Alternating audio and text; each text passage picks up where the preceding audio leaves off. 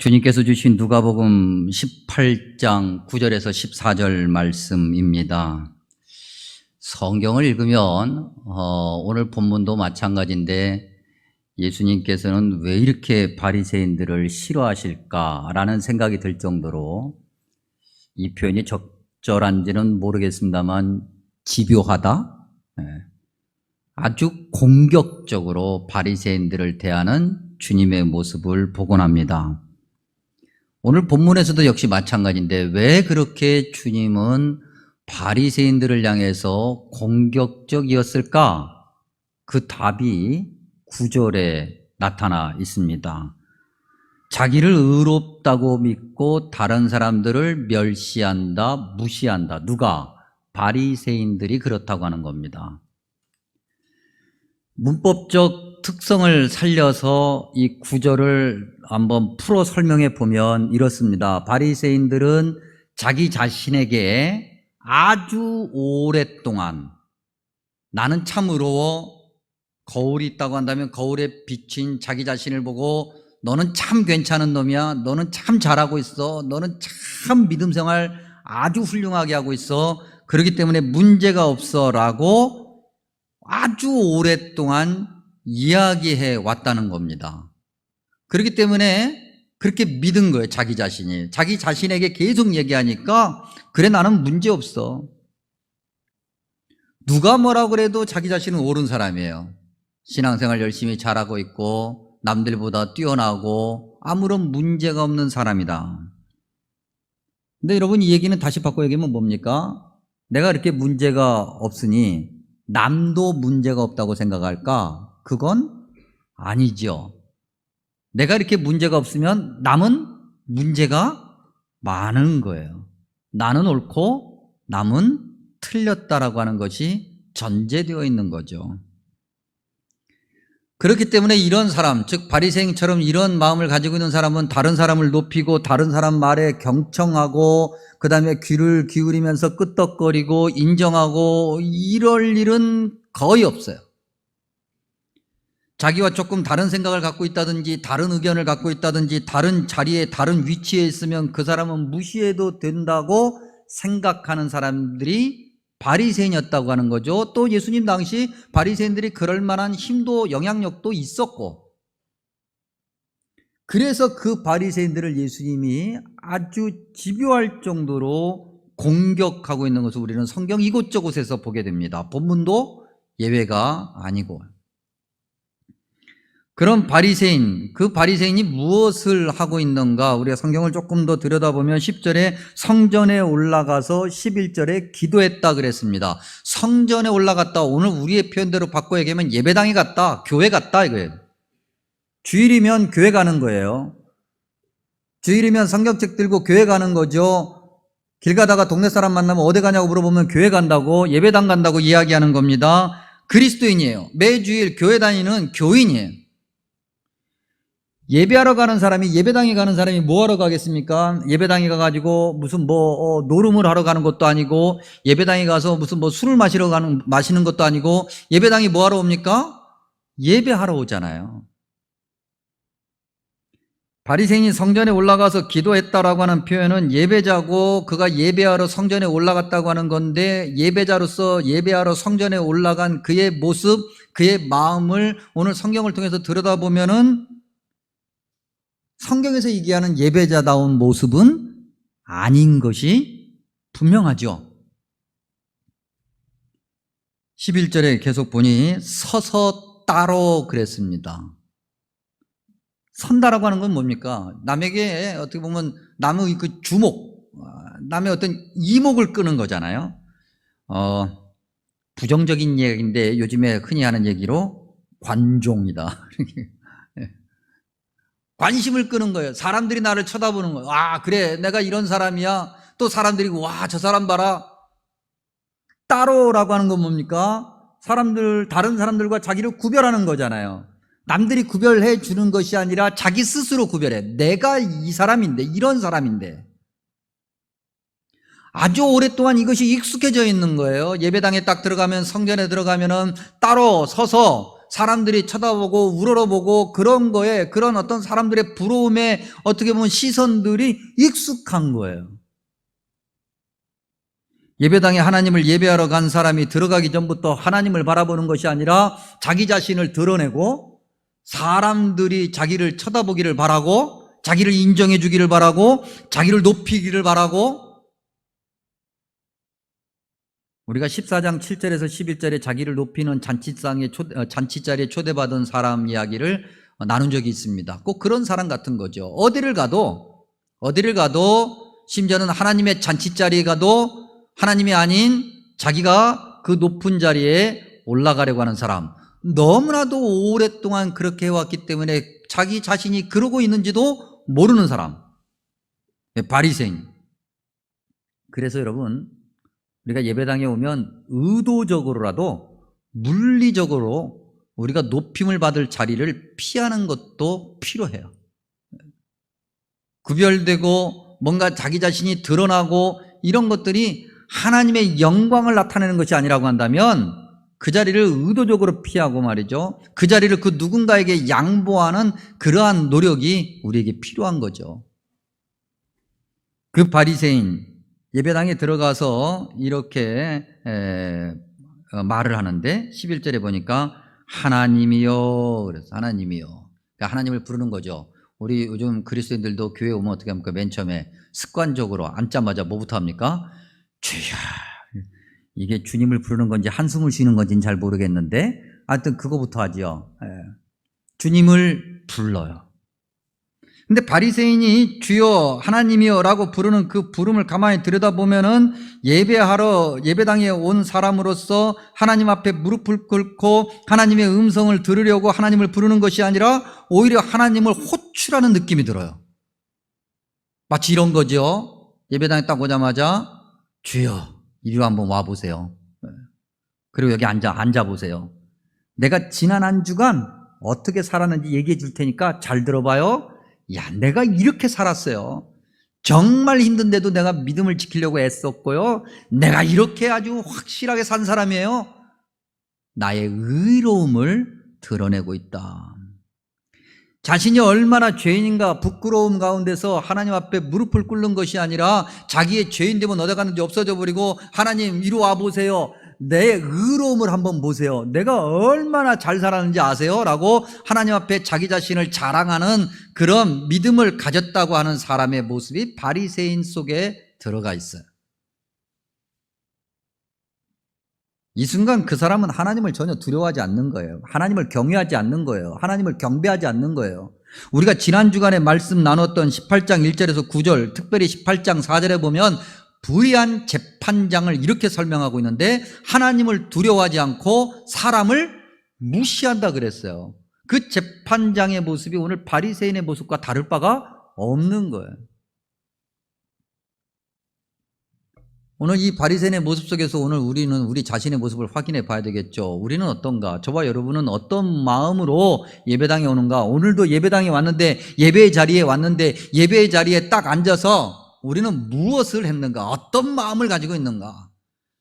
예배드리기 전에 말씀 보면서 지난 한 주간 내가 얼마나 많은 죄를 지었고 얼마나 하나님 앞에서 교만했으며 얼마나 하나님이 원하시지 않는 삶을 살았는가에 대한 부끄러움을 가지고 있는가? 아니면 바리새인처럼 하나님 이리 와보세요. 내가 이제부터 나의 의로움을 읊어댈 테니까 들어보세요 라고 하는 마음일까? 확인해 봐야 되겠죠.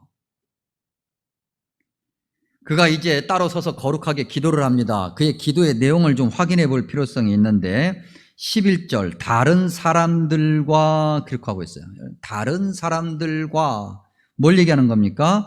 타인과 비교하여 자신의 우월함을 이제 자랑하기 시작한다는 거예요. 여러분 기도가 뭡니까? 기도라는 단어의 뜻 자체는 하나님 앞에 나아가 엎드려 주님이 말씀하시는 걸 듣는다라고 하는 게 기도라는 단어의 뜻이에요. 즉 기도는 하나님 앞에 나아가 주님께서 말씀하시기 전까지 침묵하며 가만히 기다리고 있는 게 기도예요. 기도의 자리에 나아가 하나님 이리 와 보세요. 내 얘기 좀 들어보세요 라고 하는 것이 기도의 시작이 아닌 거예요. 기도는 하나님 앞에 나아가 내가 얼마나 죄인인가, 얼마나 부끄러운가를 먼저 인정하고 고백하면서 주님이 말씀하시기 전에 아무 말도 할 수 없는 것이 기도예요. 근데 이 바리새인은 주님의 말씀을 들을 자세가 전혀 준비되어 있지 않아요. 갖춰 있지 않아요. 오히려 가자마자 하나님을 불러요. 하나님 어디 있어요? 이리 와보세요. 지금부터 내가 하는 말 잘 들어요? 이런 기도는 어떤 내용으로 채워지는가? 11절에 보니까 토색. 토색은 남의 것을 빼앗는 거예요. 사기치는 것, 착취하는 것, 억압하는 것. 불의, 범법행위, 도덕적, 윤리적, 어떤 결격사유 이런 거예요. 사람들이 생각할 때 도덕적으로, 윤리적으로 아니면 사회법적으로 뭔가 문제가 있다라고 생각되는 그러한 행위들. 간음은 뭐예요? 그야말로 쾌락이죠. 즐거움, 자기만족, 모든 것들, 이런 것들을 나는 하지 않았다. 물론 토색, 불의, 간음 이런 것들이 결코 긍정적인 단어는 아니에요. 인정받을 수 있는 단어는 아니에요. 근데 이런 것들을 하지 않았다고 자기의 의로움을 나타내는 바리새인의 마음은 어떤 마음일까? 과연 정말 이 바리새인이 이런 토색, 불의, 간음을 한 번도 행한 적이 없었을까? 아마 그럴 수도 있을 거예요. 정말 흠이 없을 수도 있을 거예요. 그런데 그것 때문에 그래서 더 당당해.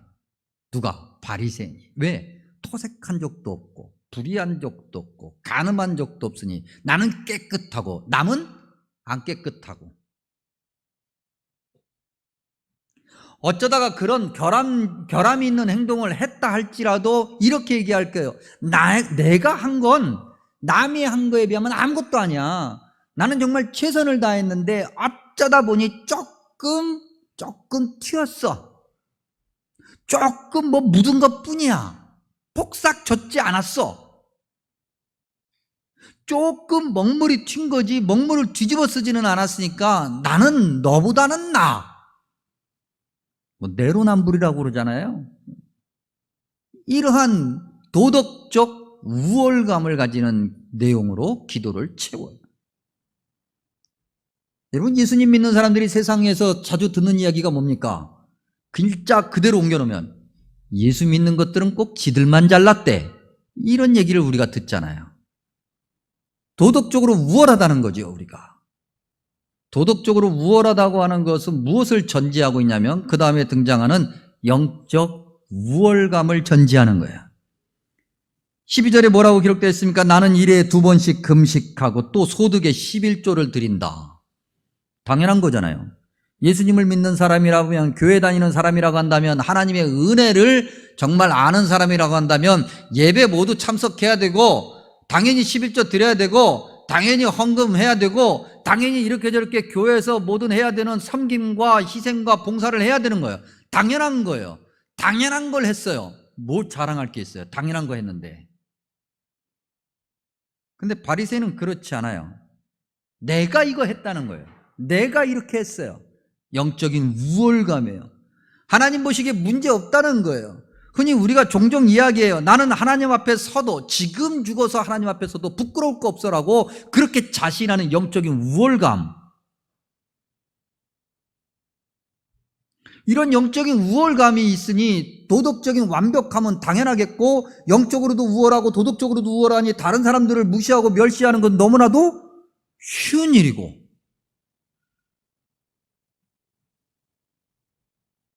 여러분, 성경은 말하기를 하나님과 옳은 관계를 가지고 있는 사람은 사람과 사람 사이에서도 바른 관계를 갖는다라고 말해요. 즉 하나님 앞에서 올바른 신앙을 가지려고 애쓰는 사람은 그 사람이 있는 곳에 다른 사람이 기쁨과 위로를 가지게 돼요. 그 사람으로 인해서, 그 사람의 섬김과 희생으로 인해서 그 누군가가 행복해져요. 그 찰나의 순간이라도 저 사람 때문에, 예수 믿는 사람 때문에 내가 즐겁다라고 생각하게 돼요. 그렇게 느끼게 되고 확인하게 되고 그렇게 증언하게 돼요. 반대로 사람과 사람 사이에서 뭔가 문제가 생기면 우리는 그 순간 하나님과의 관계에서 어떤 문제가 있는지를 점검해야 돼요. 근데 자기는 전혀 살피지 않고 자기의 영적인 우월감과 도덕적 우월감에 빠져서 그 누군가를 향해서 손가락을 펴서 그렇게 정죄하고 비난하고 누군가의 아픔은 전혀 아랑곳하지 않고 누군가의 슬픔을 전혀 이해하지 않고 그를 덮어주려고 이해하려고 감싸려고 왜 그랬는지 헤아려 보려고 하는 마음은 전혀 가지고 있지 않고 무조건 다 배척해버리는 그리스도인들의 모습은 오늘 이 바리새인의 기도의 내용과 다를 바가 없다. 그렇죠, 여러분? 말씀을 준비하다 보니까 여러분 혹시 DJ 덕이라고 가수 아십니까? 젊은 사람들은 알 건데 이분들이 좀 여러 가지 좀 언론에 좀 자주 오르내리는 분들이긴 한데 이분들이 부른 노래 중에 이런 노래가 있어요. 나 이런 사람이야. 노래 아세요? 나 이런 사람이야. 굉장히 즐거운 노래인데 리듬이 아주 그냥 북적북적하는. 근데 가사는요, 가사는 우리가 좀 눈여겨봐야 돼요. 가사가 좀 심해서 방송에 내보낼 때 좀 고쳐라라고 이야기해서 좀 고쳐놓은 건데, 고쳐놓은 가사 중에 일부를 소개하면 이래요. 나에게는 관대하고 남에게는 막대하고 나 이런 사람이야. 알아서 기어. 그래서 뭐 어쩔래. 이게 노래 가사예요. 진짜로 이렇게 불러요. 네. 나에게 이런 나 이런 사람이야 하면서 뭐 그래서 그 끝에 뭐 어쩔래 그래. 꼭 바리새인 같아. 오늘 이 바리새인들이 행동하는 것 같아. 네. 나 이런 사람이 나에게는 관대해. 나는 문제 없어. 의로워. 나는 영적으로도 문제 없고 도덕적으로도 문제 없고 나 이런 사람이야. 그래서 뭐 어쩔래? 알아서 기어. 사람을 멸시하고 무시하는 그러한 모습들. 반면 세리는 어떨까? 13절에 보니까 멀리 서서 감히 눈을 들어 하늘을 쳐다보지도 못하고 다만 가슴을 치며 말하기를 하나님이여 불쌍히 여기소서 나는 죄인이로소이다. 우리가 한번 상상을 해보죠, 여러분. 예배당에 딱 들어왔는데 한쪽엔 세리가 있고 한쪽엔 바리새인이 있어요. 근데 바리새인은요 정말 고급스러운 옷을 입고 아주 높은 자리, 구별된 자리에 딱 앉아서 거룩하게 기도하면서 사람들이 와 하고 쳐다보는 그런 바리새인이 있고, 또 세리 딱 보니까 저 예배당 구석에 앉아가지고 저 구석이라고 하면 저기 앉아 계신 분들이 다 그렇게 되는데, 구석을 어딘가 아무튼 구석에 해가지고 그저 고개도 못 들고 가슴 치면서 혹여라도 남들이 볼까봐 너 같은 놈이 어떻게 예배당에 왔냐고 그럴까봐 부끄러운 마음으로 이러고 있어요. 바리새인과 그런 세리를 놓고 봤을 때 우리는 바리새인 자리에 서고 싶을까요? 세리의 자리에 서고 싶을까요? 누가 세리의 자리에 서고 싶겠어요? 세리가 그렇게 고개도 못 들고 가슴을 치면서 나를 불쌍히 여겨달라고 눈물을 흘리면서 소리도 못 낼 때, 그때 그 세리의 모습은 겸손이에요? 아니면 비굴함이에요? 비굴함이지, 비굴함. 우리 눈에는. 우리는 답을 알고 있으니까 겸손이라고 이 순간 이야기할 수 있을지 모르겠지만 막상 그 현장으로 가면 세리의 그런 모습은 비굴함이고, 내가 그런 비굴함을 교회 와서까지 당하고 싶지는 않으니 나는 어떻게 해서든지 바리새인 자리에 가고 싶다라는 생각이 오늘 저와 여러분의 생각이 아닐까. 세리도 역시 동일하게 하나님을 부릅니다. 하나님이여. 바리새인이 부른 그 하나님을 세리도 불러요. 그런데 바리새인이 부른 하나님과 세리가 부른 하나님은 완전히 다른 하나님이에요.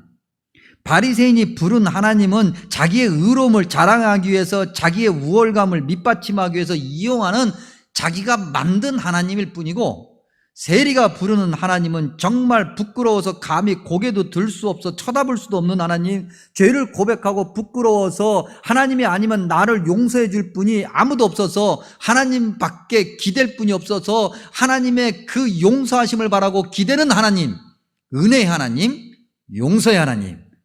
바리새인의 하나님과 세리의 하나님은 그야말로 천지차예요. 세리는 자기가 얼마나 큰 죄인인가를 인정해요. 남들이 세리라고 그렇게 손가락질 하기 전에 이미 자기 자신은 자기가 죄인인 걸 알아. 그래서 내가 죄인입니다. 내가 죄인입니다. 입으로만 죄인이라고 하지 않아요. 여러분, 저와 여러분 교회 오면은 아니면 개인적으로 기도할 때도 다 마찬가지인데, 기도할 때 맨 처음에 뭐라고 기도합니까? 주님, 우리의 죄를 용서해달라고 그러잖아요. 정말 우리 죄인 맞아요?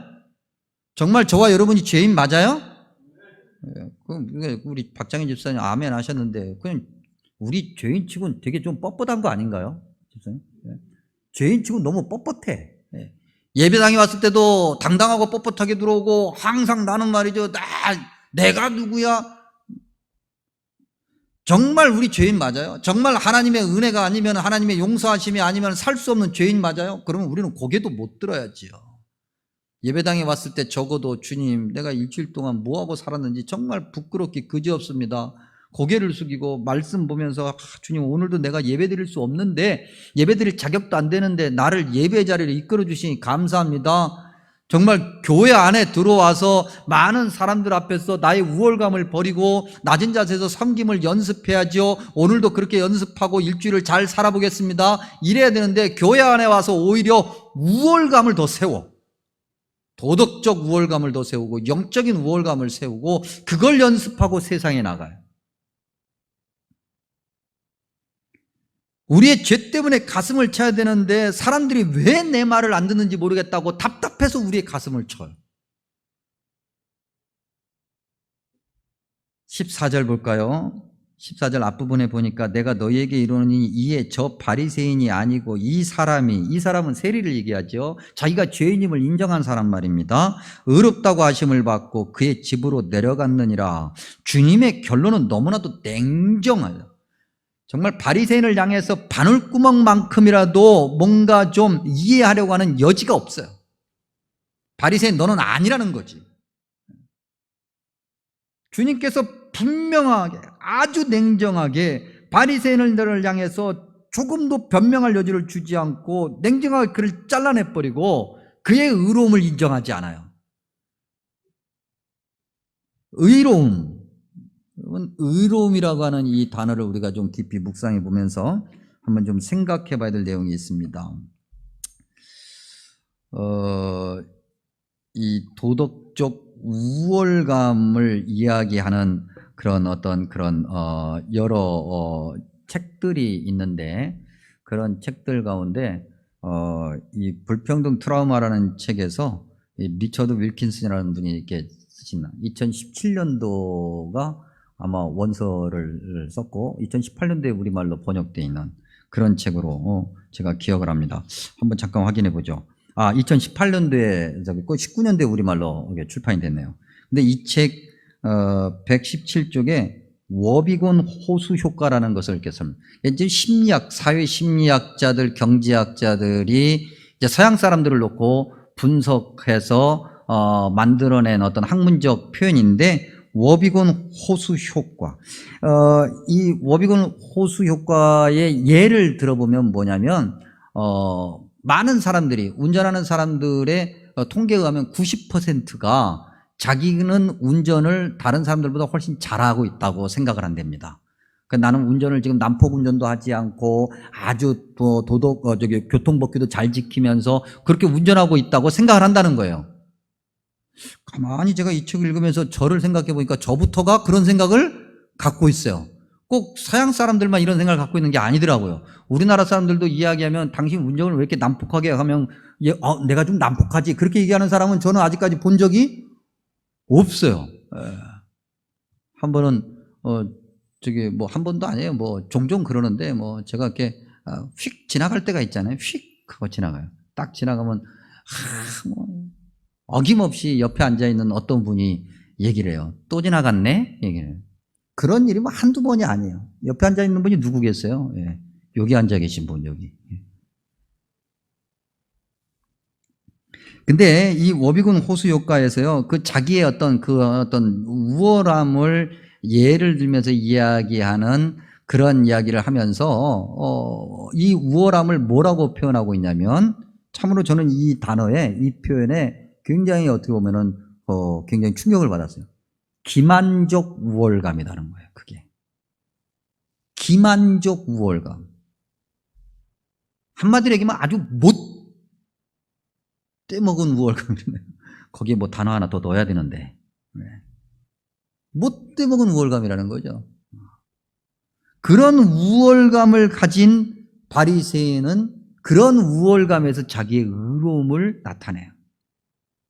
근데 이 의로움이라는 것도 또 한번 보면, 뭐 오늘 책 하나 더 소개하면, 우리 이제 이건 지난주에 제가 책을 받아가지고 그냥 앉은 자리에서 쭉 읽었던 책인데, 알리스터 맥구라스라고 하는 영국 학자가 있어요. 이분이 굉장히 똑똑한 분이에요. 20대에 과학의 박사학위 하나와 신학의 박사학위를 두 가지를 다 가지신 분이니까 정말 똑똑한 분이죠.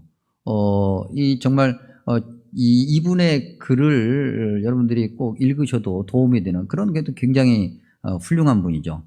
근데 이분이 과학자, 즉 신학자이기 전에 과학자였기 때문에 과학자였을 때는 무신론자였어요. 그리고 하나님을 새롭게 만나고 하나님 앞에 무릎을 꿇고 신학을 공부한 그런 분이에요. 근데 그분이 이런저런 얘기를 썼어요. 이 책 제목이 지성적 회심이다. 영어 원제는 좀 다른데 지성적 회심이에요. 우리나라의 이어령 교수님이 지성에서 영성으로라고 하는 책을 쓰셨어요. 그러니까 지적으로 살다가 인간의 어떤 지식과 인간의 어떤 발전, 위대함을 의지하며 살다가 하나님 앞에서 그것이 얼마나 보잘것없는가를 고백한 그런 고백서인데, 이분도 역시 비슷한 이야기를 해요. 그러면서 이분이 뭐 책 곳곳에서 간혹가다 그런 얘기를 하는데 245쪽 이하에서 무슨 이야기를 하냐면, 무신론자, 즉 자신도 마찬가지였다는 거예요. 무신론 때는, 즉 하나님이 없다라고 생각할 때는 어떤 마음이었는가? 무신론자들이 하나님이 없다라고 이야기하는 것은 어떤 증명된 것 때문에 그런 것이 아니라, 즉 하나님이 있다라고 하는 것은 인간의 능력으로 증명할 수도 없을 뿐만 아니라 반대로 하나님이 없다라고 주장하는 것조차도 인간의 능력으로는 증명할 수가 없는 건데, 똑같이 증명할 수 없음에도 불구하고 하나님이 없다라고 주장하는 그 사람들은 왜 그런가? 자기 안에 어떤 소원이 있어요. 그 소원을 다른 말로 얘기하면 욕망이에요. 즉 그렇다고 생각하는 거지. 하나님이 없다라고 생각하는 거예요. 그리고 자기가 자기의 생각이 옳기 때문에 그 옳은 생각을, 자기가 생각하기에 그 옳은 생각을, 그 욕망을 계속해서 강조해요. 그러다 보니 진짜 하나님이 없어지는 거예요. 여러분, 그런다고 하나님이 없어져요? 자기 안에서는 없어질지 모르겠지만 그런다고 해서 없어지는 거 아니에요. 근데 여러분, 똑같은 이치예요. 바리새인들이 자기가 의롭다고 얘기하는 것은 누구도 의롭다고 인정해 준 적이 없어요. 의로움은 뭐예요, 여러분? 자기가 자랑해서 의로워지는 게 아니잖아요. 누군가가 의롭다고 인정해 주는 거예요. 권위라고 하는 것은 누군가가 인정해 주는 거예요. 그런데 자기가 의롭다고 스스로 이야기를 하면서 강조해. 그것이 자기의 소원이야. 자기의 욕망이야. 그래서 그렇게 자꾸 이야기하다 보니까 진짜 자기는 의로워진 거예요. 무신론자들이 주장하는 그런 어떤 논리적인 그런 전개와 지금 바리새인이 자기의 의로움을 이야기하는 논리적인 전개하고 다를 바가 하나도 없어요.